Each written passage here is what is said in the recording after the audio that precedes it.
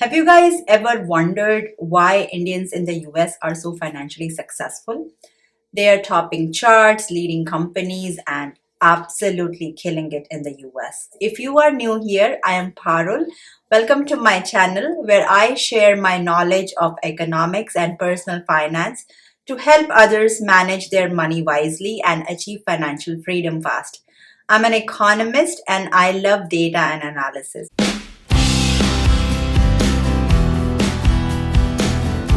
Let me give you some stats to prove my point that Indians are doing incredibly well in the US. So here we go. Indian Americans have one of the highest median household incomes in the US annually, which is around $139,000 according to the latest data from the US Census Affairs. And this is from 2021, so I'm sure it has increased since then. But we don't have the official figures as of today. As you can see from this chart, this is way higher than the national average and much higher among all the immigrants. Several other sources report similar findings, but regardless of the data source, Indian Americans consistently rank among the top earners in the US. So, what is the secret sauce? Being an Indian American, I will explain all the possible reasons in this video. It's not just luck or coincidence. There are, in fact, several key factors at play here.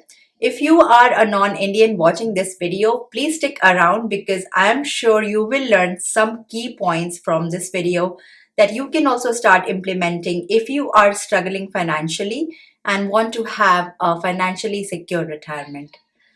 Okay, the biggest reason is that Indians have a strong emphasis on education and the drive for continuous learning and improvement. Indians in general, and in particular those who are coming to the US, have prioritized investing in their education to get better job opportunities. Most Indians who come to the US will go in fields like engineering, medicine, technology, consulting, or even finance and banking. These industries are known for offering high paying and more stable career paths. If you see, there are 80% of Indian Americans have a college degree compared to 29% of all the immigrants. So this places them above average for both native born and overall foreign born population in the US. Isn't that just amazing? I see the stats and I am blown away. So you saw the big difference here. In terms of education, they also represent a significant share of international students studying in the United States. I knew that Indians are doing better, but I did not know this such a big differential. I remember back in India, there was this strong emphasis on academics in my house, and that drive is still continuing in me. And I try to tell my kids that, getting a higher education, learning more importantly, is very important, and hard work always pay off in the long run. As I said, most Indians come to the US for higher education, usually for a bachelor's or a master's or a PhD degree. And I remember I was one of those. I came here and studied at USC to do my graduate studies in economics. And before I could complete my graduation, I had already landed a good job with one of the top litigation financial consulting firms. I noticed many of my friends from India have come here on work visas. And as you can see from this article, Indian nationals are the main beneficiaries of H-1B visas for highly skilled foreign workers, accounting for 74% of all H-1B approved in 2021. And this is followed by 12% for Chinese and 1% for Canada. So you saw the big difference here. In terms of education, they also represent a significant share of international students studying in the United States. According to the Institute of International Education data that has the international students by places of origin, in the year 2022-23, Indians were 25% of the total international students coming to the US, which was just a little below then China, which represented 27%. And this is a very big number. And if you notice that in the last year, there was a significant increase in the number of Indian students coming to the US, and there was a 35% increase compared to a 0.2% decline in the students coming from China. Another big reason that is making Indians succeed in the US is that the ones that have come here have strong work ethics and show dedication. They have this hunger for knowledge and are always trying to get the right skills to succeed at their job or businesses. For instance, my husband is learning at this age, he is in mid 40s, he is learning a new programming language because he thinks it can bring innovation in the construction industry where he works. In fact, across a lot of industries, if you look at, many IT professionals are from Indian origin. I am in the finance sector and I noticed in my office the young graduates right of the college of Indian origin were really passionate about their job and they would take their work very seriously, and they were always willing to put in the long hours and go above and beyond to succeed. Well, actually, I want to make a point. In terms of higher education, if you cannot save for your children's higher education, or if you want to pursue higher education and you don't have that much money, you can always start with community college and later on transfer to a proper university. This can save you some money, but at the end of it, when you get the degree, you will still get it from the university. This is one tip that I have noticed some of my friends did for their children. So I just wanted to share. And another big reason that I feel is the Indian culture and values. Many Indian Americans living here believe in living frugally and investing wisely. These are very important characteristics for financial success. They don't get misguided by the wrong information and understand that wealth is built over time. I personally wouldn't invest in crypto because I don't understand it. I feel if an investment doesn't have a fundamental value, what will be its future?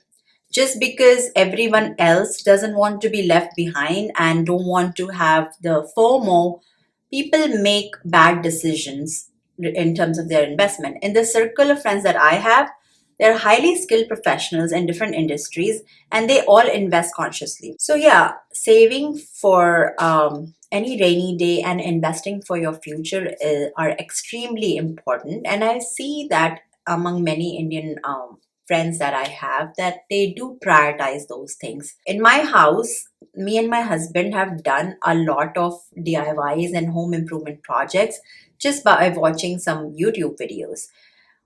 This house that we bought was a major fixer up, and we decided to do a lot of the home improvement projects like change the flooring, and we also painted our kitchen cabinets and completely painted the walls and built some furniture. And we did a lot of stuff just by ourselves watching the tutorials, and it worked out and it saved us a lot of money. I am so frugal that I've been driving a car for 16 years and I don't have any intention to change it as of now.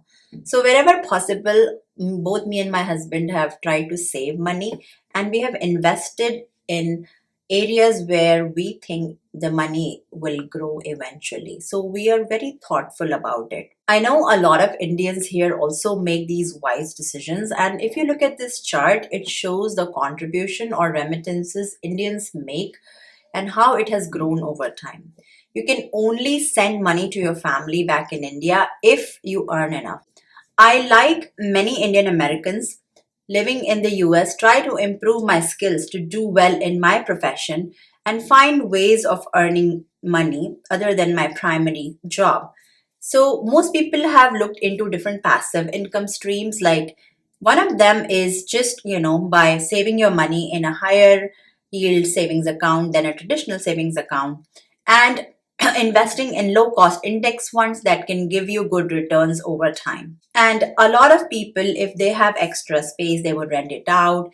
They start blogging and writing a book, or any other skill that they can monetize. In fact, when I started this channel a year ago, I had no idea how to edit a video, what topics I needed to cover to keep going every week, and how to structure this entire video. But I noticed that as I worked hard, I gained understanding and try to improve each week. I stayed consistent, and if you notice, I uploaded this video about 2 months ago when I had less than 500 subscribers, and today I have more than 900 subscribers. So, patience and hard work eventually is paying off. And I thank all my subscribers for helping me grow, not just as a content creator, but also as a person, because every time I make a video, I learn something new. I research to get the right information from several credible sources and make it simple and accessible to people, because I believe in sharing knowledge, even if I can inspire a few individuals to get motivated and prevent them from making wrong financial decisions. I see a sense of fulfillment in that. I love reading your comments, so please keep inspiring me. In the beginning, I would get frightened in terms of speaking to the camera, and I would be like, people are not going to understand because I have an Indian accent. I was born and raised in India and came here to do my master's degree at 23 years of age. Even after living for so many years here, I still have the Indian accent, but now I have come to terms with it. It's I cannot change what I cannot change, but what I can do is to still provide quality. So if you're having hard time understanding me, please turn on the caption that will help you follow me better. Anyway, let's get back to today's topic. I have also seen this in many Indian families here, that they follow this continuous learning drive and emphasize the same in their children.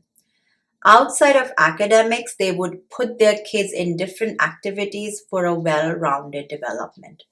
From a pure personal perspective, I can't generalize it for every Indian, but I wanted to say this nevertheless. Instead of watching hours of TV or social media or reading too much about the repeated news of wars and everything happening around you, learn a new skill.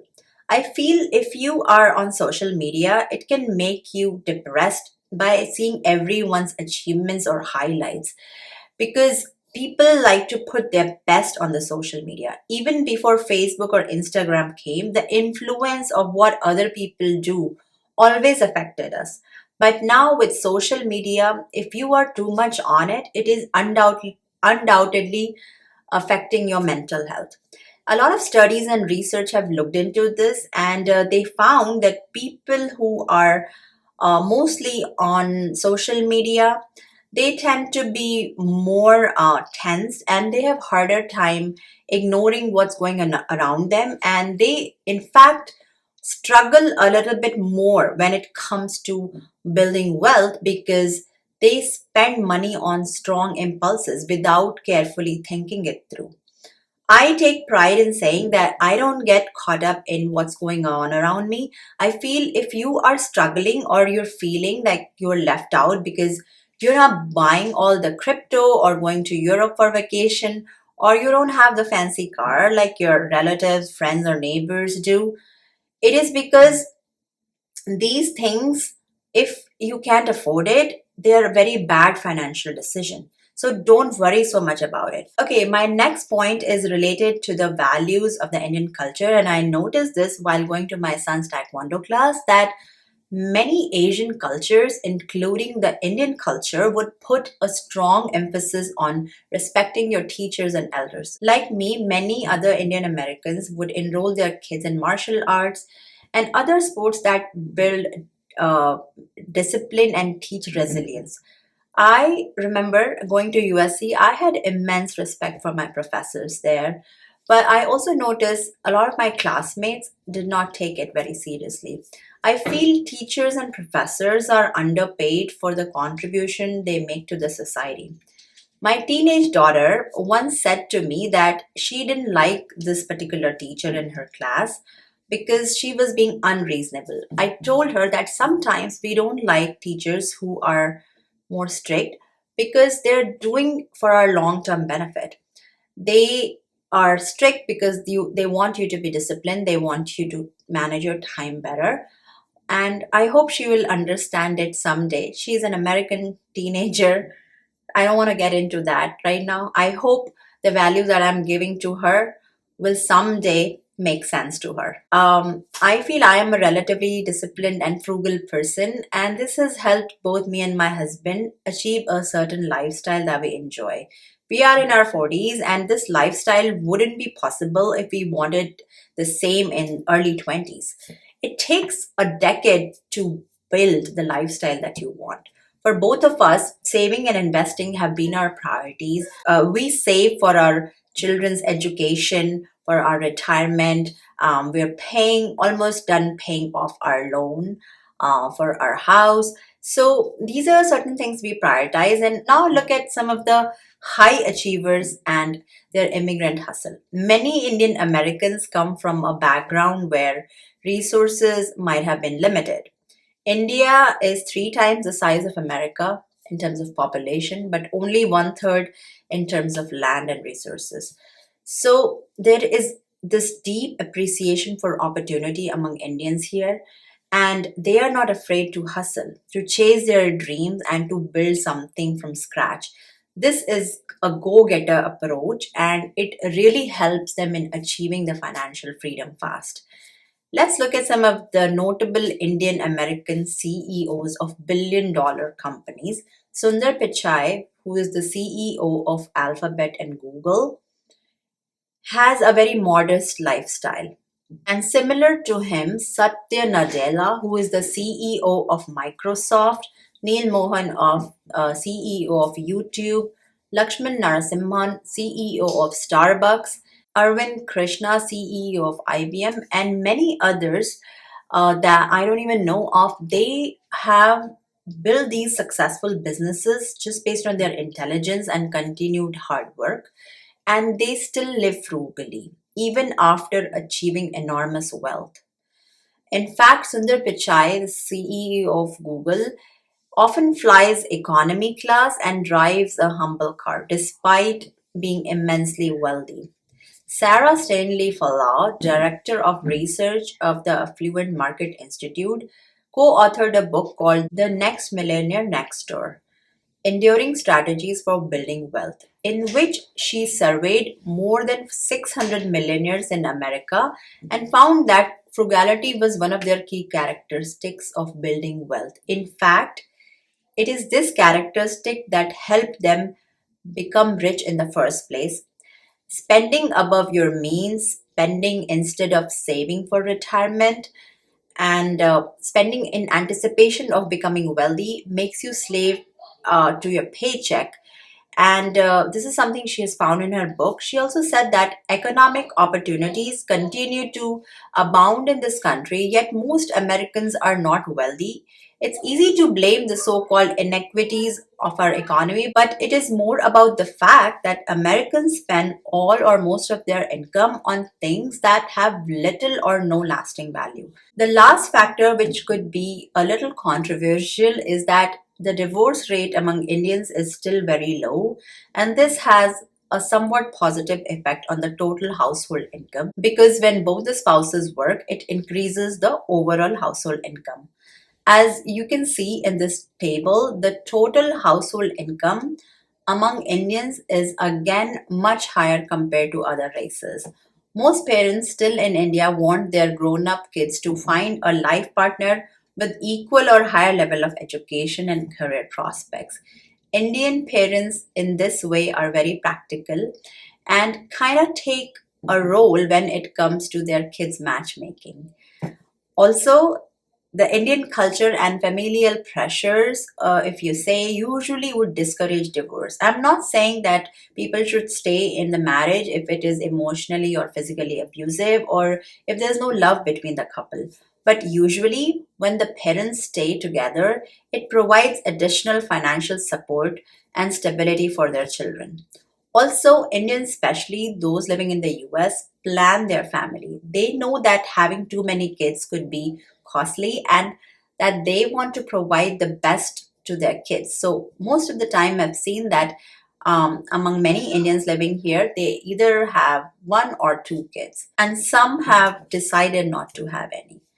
Okay, before you jump to the stereotypes that all Indians are just nerdy and frugal, it's important to remember that there are some Indians in America that are not that financially successful. And of course, their socioeconomic status and their, background and immigration status would play a role in it. But in general, Indians enjoy more comfortable life in the US and achieve financial freedom faster. And they are successful because of their education, hard work, and cultural values. I can say that because I know many Indian Americans living in my neighborhood, and I have lots of friends and cousins living in the US. And their story has shown resilience, ambition, and a deep respect for education and family values. They are doctors, engineers, VPs of companies, often have MBAs, PhDs, and other advanced degrees that have helped them succeed.